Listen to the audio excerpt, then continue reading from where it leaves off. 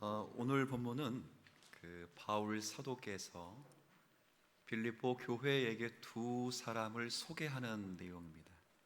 한 사람은 디모데이고 다른 한 사람은 에바브로디도라는 사람입니다. 이 두 사람을 소개하는 내용이 오늘 우리가 읽기 시작한 19절의 말씀부터 2장 마지막까지 30절까지 말씀이 이어지고 있습니다. 먼저 소개되는 디모데와 관계에서는 19절 앞부분에 보면 내가 디모데를 속히 너희에게 보내기를 주 안에서 바라문 이렇게 되어 있어 디모데를 빌립보 교회에 바울 사도께서 속히 파송하기를 바란다 라고 시작하면서 24절까지 디모데와 관계돼서 소개해주고 있습니다. 그리고 에바브로디도와 관계에서는 25절 앞부분에 기록한 대로 된 대로 그러나 에바브로디도를 너희에게 보내는 것이 필요한 줄로 생각하노니 결국은 디도가 아니고 에바브로디도를 보낼 수밖에 없었다 그런 의미지요. 그 부분은 다음 주에 상고할 것입니다. 이렇게 에바브로를 시작해서 30절까지가 에바브로디도에 대한 소개의 내용입니다. 자, 그런데 우리가 지금까지 성경을 읽어오는 내용과 관련해서는 여기에 두 사람을 소개하는 것이 문맥상 자연스럽진 않습니다. 조금 생뚱맞습니다. 왜냐하면 지금까지 제가 빌립보서를 강해하면서 지난 몇 주 전부터 계속 상고하는 것이 두렵고 떨림으로 너희 구원을 이루라 하신 말씀을 상고하는 중에 있습니다. 바로 두렵고 떨림으로 너희 구원을 이루라 라고 말씀하시고 바울 사도는 구원을 이룬다는 의미가 무엇인지를 설명했습니다. 그리고 우리가 두렵고 떨림으로 구원을 이루기 위해서는 무엇을 어떻게 해야 되는가를 또한 설명했습니다. 원망과 시비가 없이 하라. 지난주 상고한 말씀에는 생명의 말씀을 밝히 밝혀라 라고 말씀했습니다. 근데 갑자기 주제가 전환된 듯이 두 사람을 소개하는 내용입니다. 아무리 읽어보아도 앞의 문단과 잘 이어지는 것 같지 않습니다.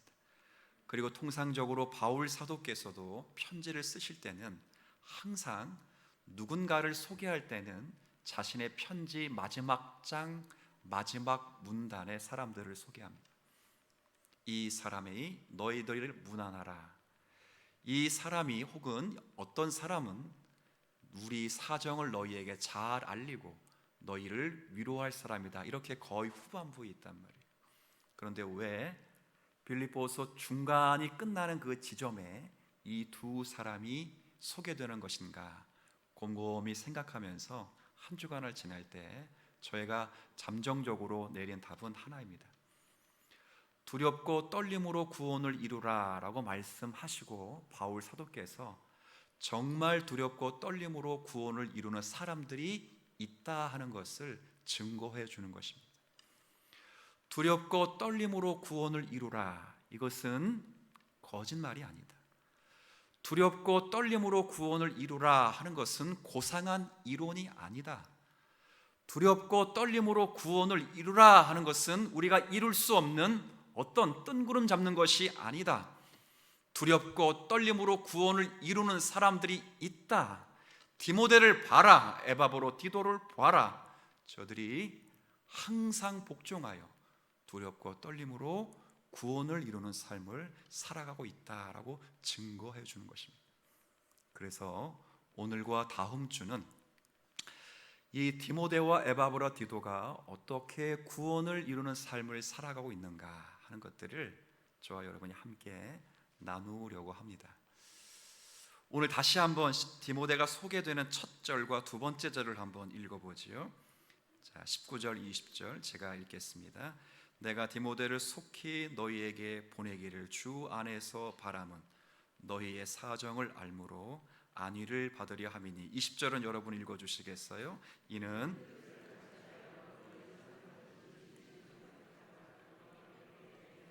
없음이라 쭉 소개한 다음에 20절 마지막에 생각할 자가 이 사람밖에 없다. 지금 바울 사도께서는 이 빌립보 교회에 누군가를 보내야 되기로 결정한 후에 계속 마음에 생각나는 사람, 그러면 지금 누구라고 이야기하는 거예요? 디모데.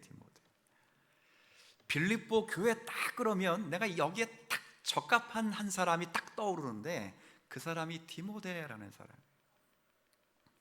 도대체 디모데는 어떤 사람이기에 바울 사도에게 가장 먼저 떠오르는 사람이 되는 것인가? 그리고 이 디모데는 빌립보 교회와 어떤 연관성을 맺고 있었는가 하는 것들을 조금 먼저 생각해 볼 필요는 있습니다. 제가 보통 이제 사람 인물을 잘 설교 시간에 소개하진 않지만 디모데를 잠깐 소개하면 이름이 일단 좋습니다. 제가 성경에 나와 있는 많은 이름들을 뭐 좋아하진 않지만 특별히 좋아하는 사람 몇 사람을 꼽으라 그러면 그 중에 하나가 디모데입니다. 디모데. 왜 그러냐면 디모데의 이름의 뜻이 하나님의 명예라는 뜻입니다. 참 멋있죠. 그러니까 이제 좀 우리식으로 말하면 그림 아니요. 그림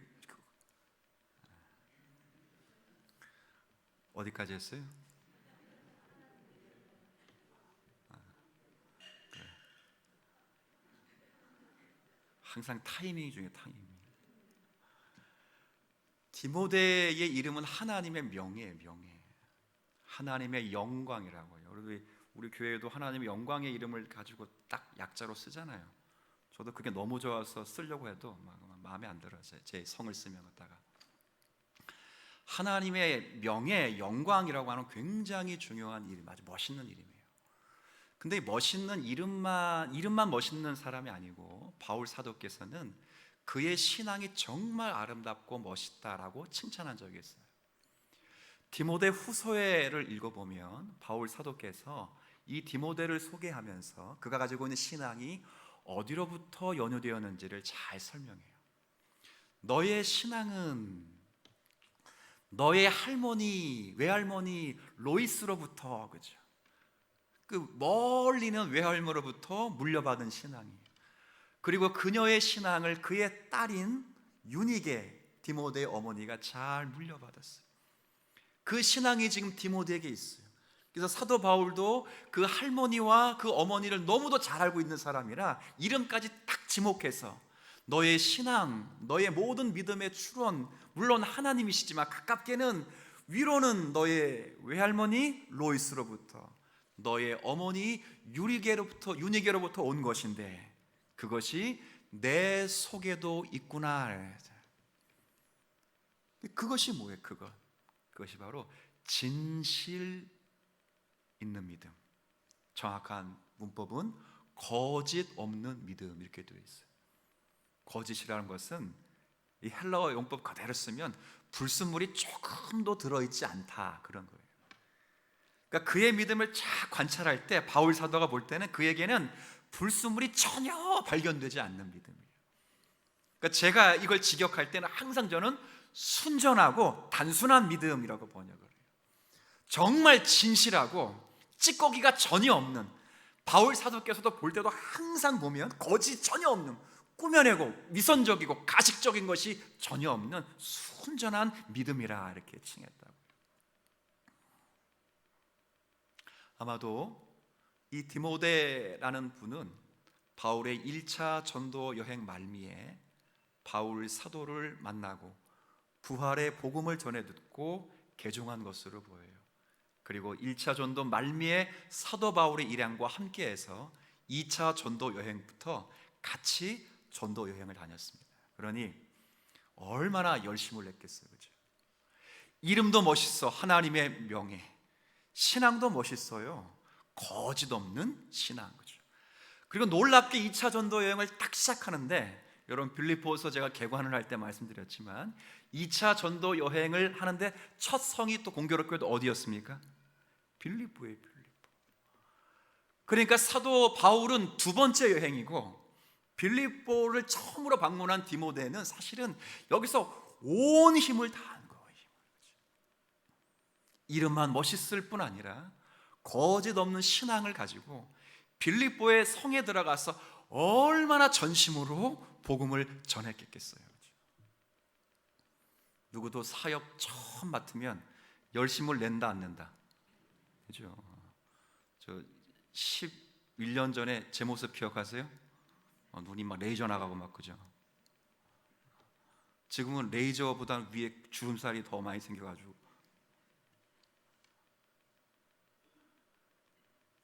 생각을 해보세요. 2차 바울은 두 번째 나가는 전도 여행이고 디모데는 첫 번째 나가는 전도 여행 가운데 빌립보 교회를 향한 그 빌립보 지역에서 얼마나 열심히 전도했냐. 죽도록 충성하고 죽도록. 그러니 빌립보 교회 사람들이 생각할 때 사실 사도 바울보다 더 따뜻한 사람, 그렇죠? 빌립보 교회 성도들이 알고 있는 많은 수많은 스승들 가운데 최고의 사람을 꼽으라 그러면 당연히 누구를 꼽겠어요? 디모데요, 디모데. 그래서 빌립보 교회를 생각할 때마다 내가 가장 먼저 떠오르는 사람, 바울이 떠오르는 사람, 그럼 누구였다고요? 디모데요, 디모데. 이름만 멋있는 사람이 아니고 거짓이 하나도 없는 순전하고 단순하고 불순물이 전혀 끼지 않는 정말 깨끗하고 오리지널 같은 그런 믿음을 소유한 디모데. 그리고 첫 사역에 나가서 첫 번째 만난 첫 번째 전도지가 빌립보였는데 최선을 다해서 정말 목숨을 다해 복음을 증거하고 교회를 살폈던 사람이 디모데예요. 이 디모데를 소개해 주는 거예요. 근데 소개해 주는 그 첫 마디에 굉장히 오늘 제가 본문 제목으로도 나타내 주는 제목이 있는데 21절 말씀 한번 다 같이 한번 읽겠습니다. 시작. 다 자기 일을 구하고 그리스도의 예수의 일을 구하지 아니하되. 이 말은 사도 바울과 함께했던 많은 사람들은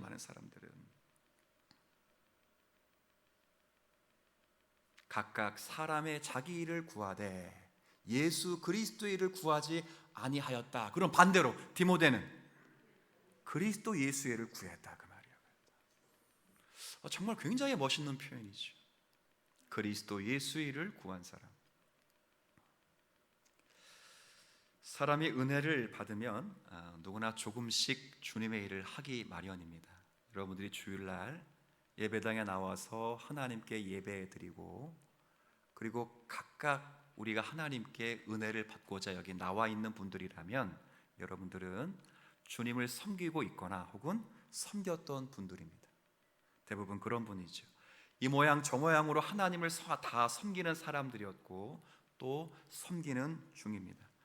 그런데 많은 사람들이 주님을 섬긴다고 말하지만 주님만 섬기는 사람은 바울 사도에 의하면 굉장히 소수인 것입니다. 사람들의 관계가 동기가 되어서, 그렇죠? 혹은 자기의 체면 때문에 주님을 섬길 수 있습니다. 어떤 사람은 교회에서 맡겨주신 그 사명에서 비롯된 의무감 때문에 그 주님을 섬길 수 있습니다.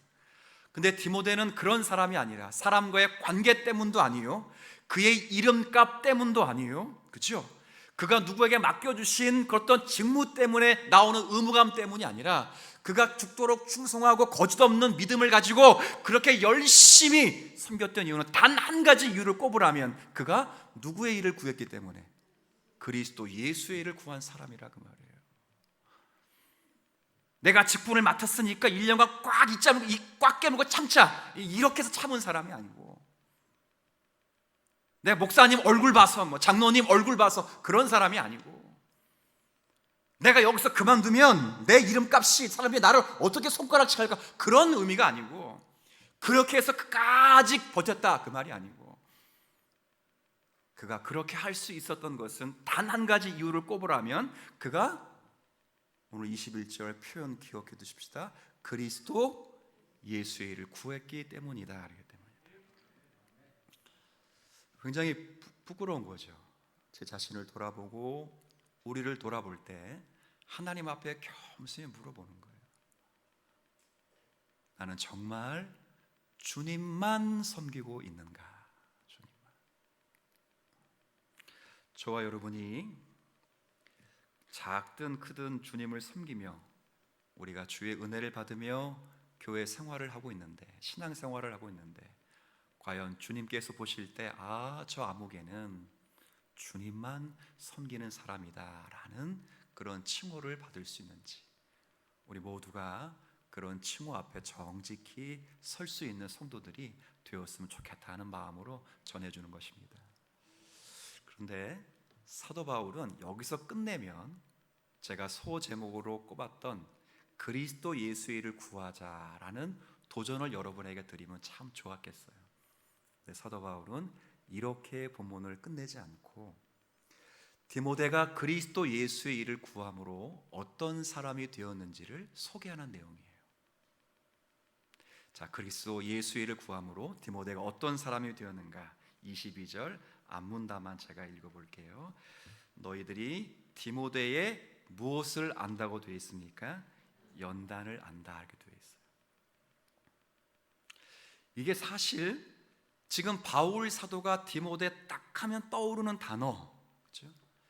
빌립보 교회 성도들이 디모데를 생각하면 딱 하나 떠오르는 단어, 그러면 이 디모데는 설교 잘하는 사람, 이 디모데는 젊고 유능한 사람, 이 디모데는 부모가 훌륭한 사람, 아버지가 유능하고 어머님이 신앙이 좋은 사람, 명문 가문의 사람, 똑똑한 사람, 그렇게 말하지 않고 바울 사도가 디모데를 생각할 때마다 빌립보 교회 모든 성도들 디모데를 생각할 때 딱 하나 떠오르는 거, 디모데 뭐 하는 사람, 뭐 받은 사람?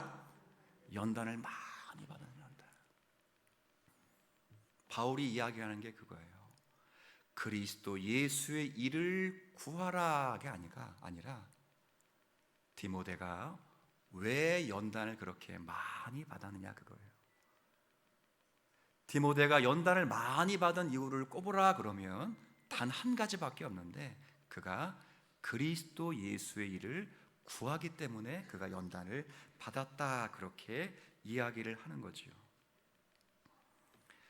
그가 고생을 많이 했다 이렇게 말하지 않아요. 그가 그리스도 예수의 일을 구했기 때문에 고생을 많이 했다 이렇게 말하지 않는다고요. 그가 그리스도 예수의 일을 구했기 때문에 고통을 많이 겪었다 이렇게 말하지 않아요. 오늘 본문 사도는 분명히 이야기해요. 그리스도 예수의 일을 그가 구했기 때문에 그가 뭘 많이 받았다고요? 연단이에요, 연단. 제가 여러분에게 연단이 무엇이라는 것을 설명할 필요성이 생기는 거예요. 과연 연단이 뭘까? 연단. 성경에 수없이 많이 나오는 연단이 뭘까? 할 때 제가 오래전에 책을 읽다가 김남준 목사님이 연단에 대해서 비유하신 말씀이 있는데, 제가 읽으면서 기가 막히다 하는 생각이 들어서 차용해서 제가 여러분에게 설명을 드리려고 합니다. 이 연단을 산소 용접에 비유했습니다. 갑자기 거룩한 용어가 좀 실생활로 떨어지는 것 같은 생각이 들기도 하지요.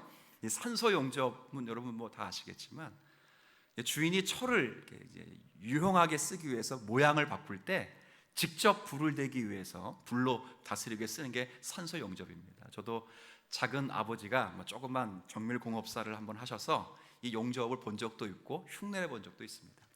근데 용접봉에 불을 붙이면 쉬 하고 파란 불꽃이 일어납니다.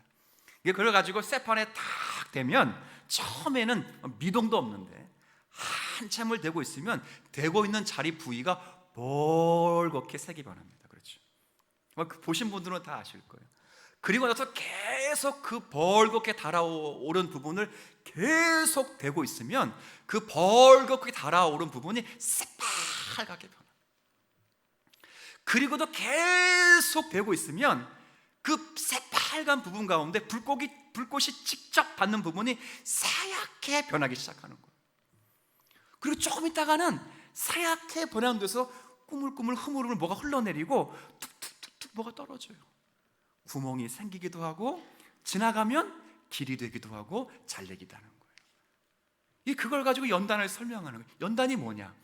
그렇게 모양이 바뀔 때까지, 주인이 유용하게 쓸 때까지, 그 쇠가 모양이 바뀔 때까지 끝까지 견뎌내는 것, 그걸 뭐라 한다고요? 연단이에요, 연단. 성경에서 말하는 연단을 가장 잘 설명합니다. 제가 볼 땐 그래요. 지금까지 나왔던 모든 설명 가운데 탁월한 설명 같아요. 바꿔 말하면, 제가 사족을 더 붙이면 견딜 때까지 견디는 것 연단 아니에요. 버틸 때까지 버티는 것 연단 아닌 거예요. 견딜 때까지 견디고 버틸 때까지 버티는 건 고생이에요. 고생이에요. 고생. 바울 사도가 은혜의 복음을 전할 때 수없이 많이 따라다녔던 많은 사역자들. 그러나 사도 바울이 감옥에 갇히고 나니까 많은 사람들이 바울과 그리스도 교가 끝장났다 전부 자리를 박차고 나가는 거죠. 사도 바울 선생님께서 쓰셨던 마지막 편지 디모데후서 마지막 장에는 데마가 이 세상을 사랑하여 나를 버리고 데살로니가로 떠나갔다 이렇게 말했어요. 수없이 많은 사람들이 복음을 버리고 자기 일을 구하면서 떠나가는 거예요. 어떤 사람은 내가 1년만 버텨보리라, 바울 사도께서 1년 동안 안 나오면 내가 1년까지만 참아주리라 쭉 버텼죠. 떠나간 거죠. 이건 전부 연단이 아니고 뭐라고요? 고생. 내가 이름값도 있고 내가 직분 맡겨주니까 내가 올해까지만 하고 내가 이걸 다 끝장내리라, 그렇게 해서 버티는 거 그 연단 아니고 그거 뭐라고요? 고생이요. 잘 안 하는 게 훨씬 나아. 고생이라고. 고생. 연단은 똑같이 견디기 힘든데, 똑같이 괴로운데 어떤 목적 때문에, 그 목적 때문에 견디게 하는 힘, 그게 뭐라고요? 연단이에요. 연단. 디모데도 힘들어. 대만만 힘든 게 아니야. 다른 사람만 힘든 게 아니야. 디모데도 힘들어. 너무 괴로워 죽겠어. 많은 사람들은 견딜 수 있는 시간을 1년, 2년 잡아놨어. 어떤 사람은 급하게 떠나버렸어. 죽기 싫다고. 근데 디모데도 견디기 너무 힘들어. 그런데 단 한 가지 목적, 모양이 변화야 되는 단 한 가지 목적, 그게 뭐야? 그리스도 예수의 일을 구하고자 하는 그 목적 때문에 참아내는 힘, 그게 뭐라고요? 연단이라고.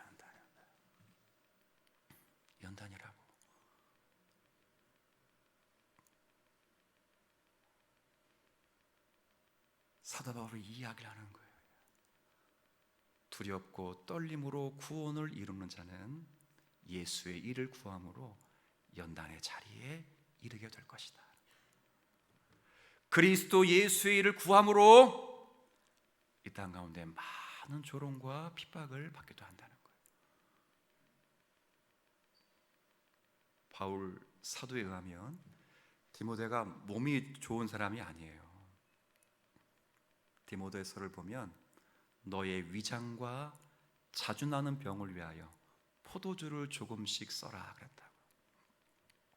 자, 물어봅시다. 나이 어린 사람을 걱정해야 됩니까? 건강 관련해서 나이 드신 분을 걱정해 줘야 됩니까? 그렇죠. 디모데가 바울을 걱정해야지, 건강을. 근데 아버지가 아들을 지금 걱정한다니까. 너 그 위장, 너 그 비위, 그 네 건강, 네 자주 나는 병. 바울 사도처럼 카리스마가 있는 목회자도 아니었어요. 통이 큰 바울처럼 아주 강렬한 인상을 주는 목회자가 아니었다고. 부모로부터, 어머니로부터, 외할머니로부터 신앙을 물려받았지만 세상 물정 모르는 산림가도 같은 그런 목회자였어요. 그러나 그에게는 큰 힘이 있어요. 큰 힘. 그게 뭐예요? 거짓 없는 진실한 믿음에서 나오는 그리스도 예수를 구하고자 하는 그 일을 구하는 그 소명, 그 소명 단 하나 때문에 모든 사람이 다 떠나갈지라도 그 비전을 이루게 끝까지 뭐하는 사람이라고요? 연단하는 사람이 연단.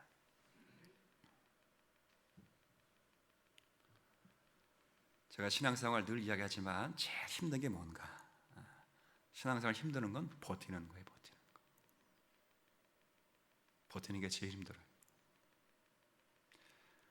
뭐 동의를 전혀 안 하실 수 있습니다만 제가 볼 땐 그래요. 장로님이 장로님의 자리를 버티는 거 힘드시죠? 목사가 목사의 자리를 버티는 게 제일 힘든 거예요. 그걸 버티려면 무한한 에너지와 힘이 필요해요. 정말 고통 속에서도 버텨야 되니까 무한한 에너지가 필요해요. 제가 설교 시간에 그림 보여주는 사람이 아닙니다만 오늘은 그림을 딱 두 가지를 보여드릴 건데 한번 보세요. 하나부터. 지금 보여주면 돼. 이제 큐 됐어요? 이게 AD 79년경에 화산 대폭발로 멸망한 도시인 폼페이라는 도시예요. 실제 그날 화산재로 그냥 가라앉은 도시예요. 이게 지금도 발굴이 됩니다. 유적지로 아주 화려했던 도시예요. 그러니까 2000년 전 이야기. 화산이 터지자마자 이 그림 보면 딱 그림 제목이 그냥 제가 붙인다면 아비규환이야, 아비규환. 세웠던 상들이 다 떨어지고 말이 놀라서 앞다리를 들고 펄쩍펄쩍 뛰고, 아이 화염, 뜨거운 화염을 피하기 위해서 아이를 안고 있고, 어떤 사람은 죽은 시체 가운데 눈물을 흘리고, 어떤 사람은 마지막 기도를 하고 있어요. 정말 아비규환이야, 아비규환. 이 일이 실제 있어서 실제. 근데 이 그림 말고 그 다음 그림을 하나 한번 보여주세요. 그 다음. 자, 이 그림 보신 적 있어요? 에드워드 존 포인터라는 사람의 그린 그림인데, 자, 지금 문 앞에 로마 병사 하나가 서 있죠. 발바닥 발 밑에는 동전 깨진 그릇이 들어있고, 문 안쪽에는 죽은 시체를 피해 도망가는 사람, 화염을 피해 도망가는 사람이 막 있어요. 근데 이 사람은 창을 한 손에 딱 꽂고 끝까지 로마 군사의 정복을 입고 한쪽을 주시하고 있어요. 어느 쪽을 주시하고 있을 거예요 지금? 아까 그림과 똑같은 그날이에요. 뭘 보고 있을 것 같아요 지금 병사는? 화산이 날아오는 걸 보고 나서. 자, 그런데 표정을 잘 보세요. 표정을. 기뻐요? 감사하고 있어요? 아니면 두려워하고 있어요? 두려워하고 있어요. 두려워하는데도 그 자리를 떠나가지는 못해요. 모두가 이게 실제 발굴된 유해예요. 그래서 그림을 그려놓은 거, 발굴했기 때문에 그림을 그려놓은 거야. 모두가 다 떠나가는 거야. 떠나간다고. 버티는 게 즐거운 게 아니에요. 죽도록 충성하자, 그게 즐거워? 재밌어? 아니에요. 굉장히 큰 고통이에요. 참을 수 없는 아픔이 있을 수 있어요.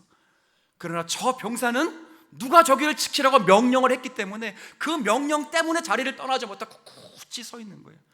저 그림의 제목이 뭔지 아십니까? 충성이라는 제목이에요. 충성.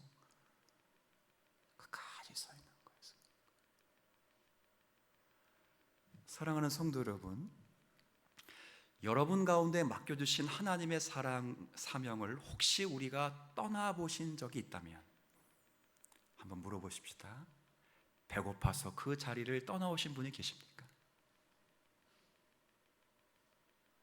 혹시 여러분에게 주신 사명을 여러분이 벗어 던질 때 혹시 굶어 죽을 것 같아서 벗어 던지신 분이 계십니까?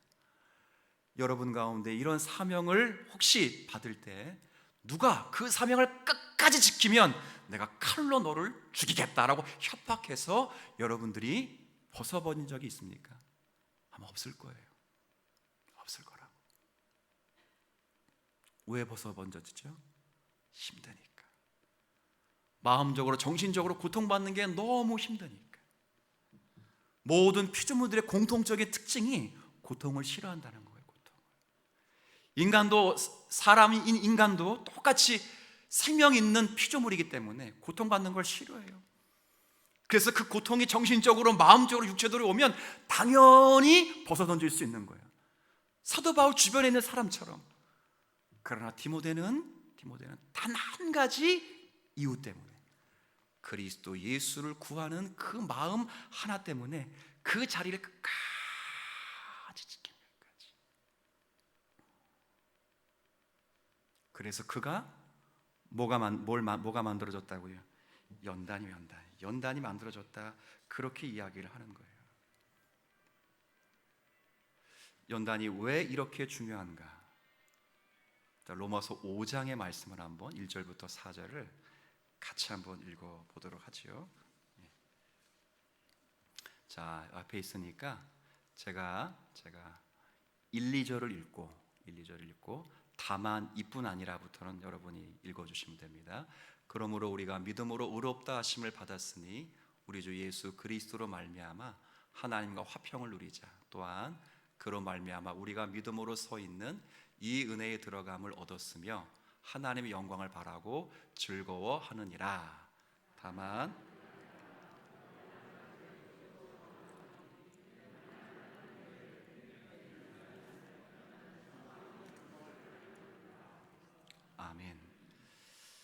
지금 사도 바울이 이야기하는 게 이거예요. 우리가 큰 구원을 받았다. 그 구원의 내용이 뭐냐?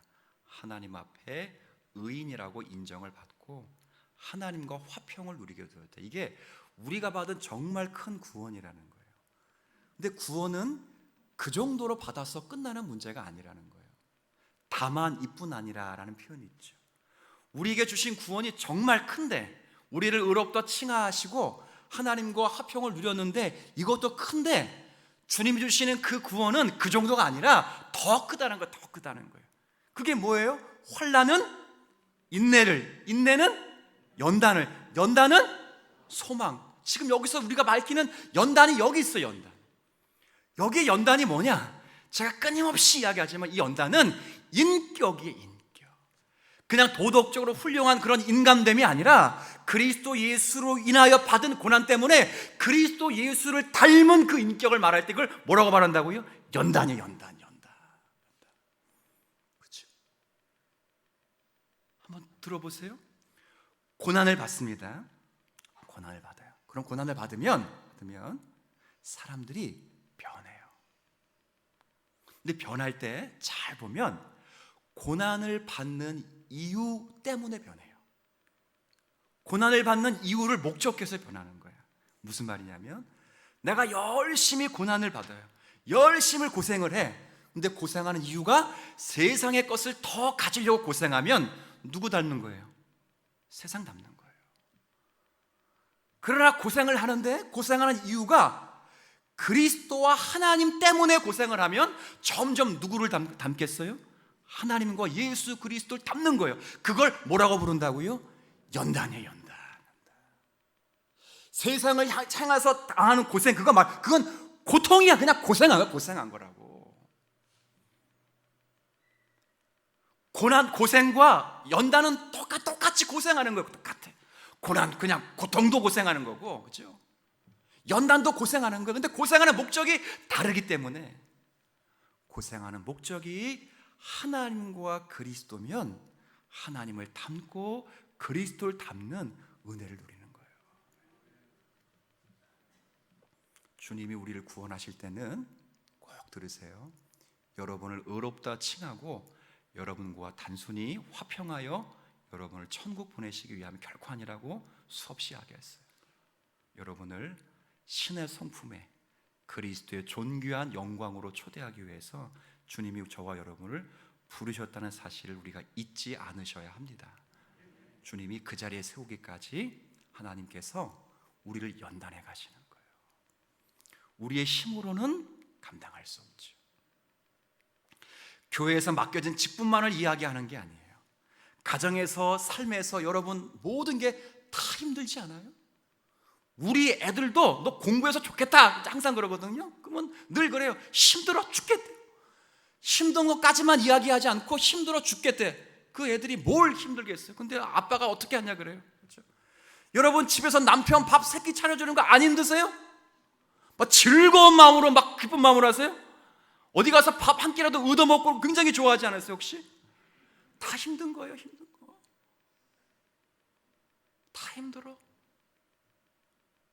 그러나 그 힘듦을 세상을 목적해서 힘든 자체로 끝나면 고통이에요. 고통. 그러나 그것을 하나님과 그리스도를 위하여 당하는 고통이면 그게 뭐가 되는 거라고요? 연단 인격이 되는 거예요. 결혼의 목적이 행복이 아니야. 남편이 돈을 못 벌어와도 그냥 바가지를 팍팍 긁을 수 있어. 세상의 목적이라면. 뭐 바꿔도 돼 그러면, 세상의 목적이라면. 그러나 결혼의 목적이 행복이 아니라 거룩이기 때문에 이 사람이 밥값도 못할지라도 주님께서 내 심정을 변화시키기 위하여 저놈을 내게 붙였다고 마음먹으면 꾹 참으면 그게 뭐가 된다고요? 연단이 되는 연단. 아내가 자기 지갑에 제 사진을 갖고 다닌다고요? 늘 보면서 힘을 내죠. 이런 놈도 사람 만들었는데. 연단이에요, 연단. 사도 바울이 말하는 게 뭘까요? 사도 바울이 말하는 게 지금 제가 아직 증거로 든다 그랬어요. 두렵고 떨림으로 구원을 이루라. 이게 두렵고 떨림으로 구원을 위해 일하라 이게 아니에요. 천국 가기 위해 노력하라, 이거 아니라는 거 이미 오래전에 설명했어요. 이미 받은 그 구원을 펼쳐 놓아라, 그 말이에요. 그래서 구원의 놀람과 신비로움과 구원하신 주님이 어떠한 분인지를 우리의 인생 가운데 펼쳐 놓아라, 그 말이에요. 그 일을 하기 위해서 13절에 이미 하나님께서 우리 안에 소원을 두고 행하시기에 우리가 어떤 역할과 어떤 불만스러운 상황을 만날지라도 원망과 시비가 없을 수 있고, 그죠? 없을 수 있고, 어떤 어려움과 고통 속에서 생명의 말씀을 밝히면서 시작할 수 있고 나갈 수 있는 거예요. 그럴 때 우리 많은 고난과 어려움이 고생이 찾아오더라도 우리는 분명히 그리스도 예수의 일을 구하는 목적이 있어요. 목적. 그 목적으로까지 버티면 우리를 어떤 사람이 되게 한다고요? 그 고난이 연단의 사람, 그리스도의 인격을 담는 믿음의 사람으로 변화시키는 거예요. 주님이 여러분을 구원하신 게 그런 구원이에요. 그런 구원. 제 주변에 훌륭한 사람이 참 많아요. 근데 다 보면 돈 많은 사람, 이런 사람 아니에요. 제가 옛날에는 이런 사람 아니에요. 제가 훌륭한 사람들 다 보면 전부 고생한 사람, 연단한 사람. 연단한 사람, 고생한 사람이 아니고 연단받은 사람, 연단받은 사람. 그런 사람이 두려운 거예요. 그런 사람. 주님이 우리에게 지금 그것을 요구하고 있다는 것 다시 한번 생각하시고, 그것이 예배의 자리든 기도의 자리든 여러분에게 맡기신 각각의 자리든 그리스도 예수의 일을 생각하면서 버티시고, 그럴 때 여러분의 인격과 여러분의 신앙이 그리스도화처럼 되는 은혜가 있을 것을 믿으며 우리가 참고 하나님 역사를 기대하는 오늘의 말씀이 되었으면 좋겠습니다. 하나님,